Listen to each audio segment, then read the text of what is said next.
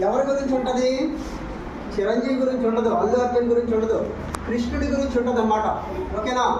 భగవద్గీత ప్రతినిత్యం కూడా మనం ఇంటి దగ్గర నుంచి బయలుదేరినప్పుడు భగవద్గీతని పఠించుకుంటే సరస్వతీదేవి కటాక్షం మనకి పుష్కలంగా కూడా అప్పుతుంది అనమాట. అంటే మీకు వస్తుంది అనమాట. ఓకేనా? అంటే అది కంటిన్యూగా చదివిమని కాదు, మొదటి రోజు పుస్తకం తీసుకుంటారు. మొదట బొమ్మ ఏముంది? ముందు బొమ్మ ఏముంది? శ్రీకృష్ణుడు బొమ్మ తిరగేస్తాం. తర్వాత అసలు భగవద్గీత అంటే ఏంటి చూస్తారు. ఓకేనా? మొత్తం శ్రీకృష్ణుడి పుట్టుక, అతని జీవితం అన్నీ ఉంటాయన్నమాట. మరి శ్రీకృష్ణుడి జీవితం మాకెందుకంటే అని మీరు అడగచ్చు. శ్రీకృష్ణుడి పుట్టుక, అతని జీవనశైలియే మన జీవనశైలి అనమాట.